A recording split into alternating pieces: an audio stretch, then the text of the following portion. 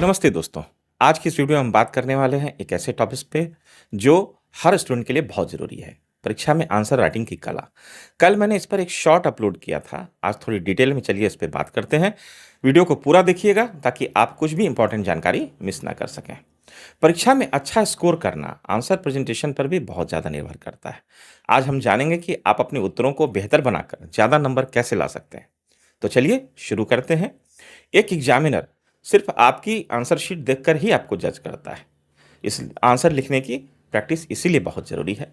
Exam hall में जाने से पहले कुछ तैयारियां करनी पड़ती हैं। सबसे पहले परीक्षा के पैटर्न को समझें, कितने प्रश्न हैं, किस टाइप के हैं और उनका पैटर्न क्या है, यह जानना आपके लिए बहुत ज़रूरी है।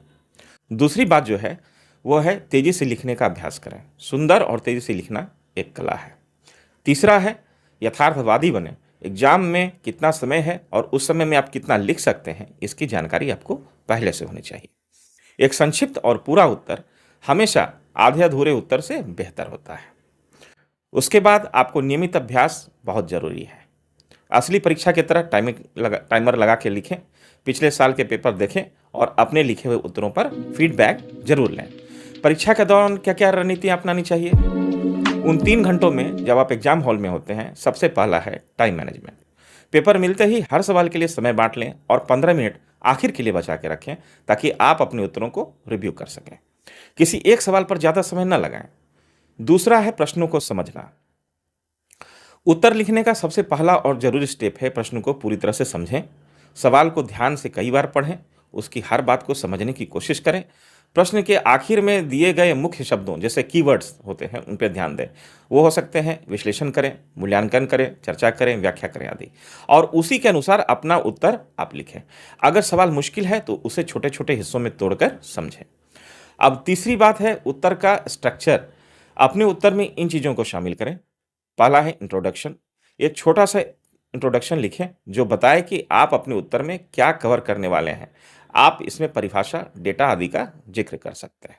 दूसरा है मेन बॉडी। इसे पैराग्राफ या पॉइंट्स में बांटें। हर पैराग्राफ में एक ही बात पे फोकस करें। जहां जरूरत हो हेडिंग या बुलेट पॉइंट्स का इस्तेमाल करें। आपके उत्तर में ठोस तथ्य और तर्क होने चाहिए और उसमें एक फ्लो होना चाहिए। उसके बाद है कंक्लूजन। आखिर में मुख्य बिंदुओं का सारांश दें और उसमें आप आगे की राह बता सकते हैं या सुधारों का सुझाव दे सकते हैं। उसके बाद आता है प्रश्नों का क्रम।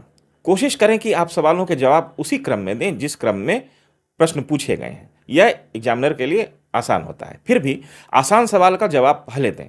अगर किसी सवाल का जवाब नहीं आता तो उसके लिए जगह छोड़ दें और बाद में वापस आए। अब आता है उत्तर का प्रेजेंटेशन। आपके उत्तर की प्रेजेंटेशन बहुत मायने रखती है। साफ सुथरा और पढ़ने में आसान लिखें। शब्दों और लाइनों के बीच पर्याप्त जगह छोड़ें। विश्लेषणात्मक सवालों के लिए पैराग्राफ और फैक्ट्स के लिए बुलेट पॉइंट्स का इस्तेमाल करें। अंतर बताएं, जैसे सवालों के लिए कॉलम में जवाब दें। जहां जरूरी हो डायग्राम, फ्लोचार्ट और टेबल्स का इस्तेमाल करें। ये जटिल जानकारी को आसान बनाते हैं और आपके उत्तर को एक अलग दिखाते हैं और जो परीक्षा के लिए आसान होता है पढ़ना। सिर्फ नीले या काले पेन का ही प्रयोग करें। बाईं ओर मार्जिन जरूर छोड़ें। अंतिम चरण है रिव्यू और प्रूफ रीडिंग। अपने उत्तरों को दोबारा चेक करने के और सुधारने के लिए आखिर में कम से कम 15 मिनट जरूर बचाएं।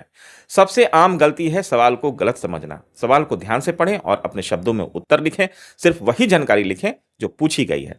तो दोस्तों, उत्तर लेखन एक कला है जिसे अभ्यास से निखारा जा सकता है। इन टिप्स को अपनाकर आप यकीनन अपनी परीक्षा में अच्छा प्रदर्शन कर पाएंगे। आपको यह वीडियो कैसी लगी हमें कमेंट्स में जरूर बताएं। अगर आपको यह जानकारी अच्छी लगी हो तो वीडियो को लाइक करें, शेयर करें और हमारे चैनल को सब्सक्राइब करना न भूलें। मिलते हैं अगली वीडियो में। धन्यवाद। जय हिंद।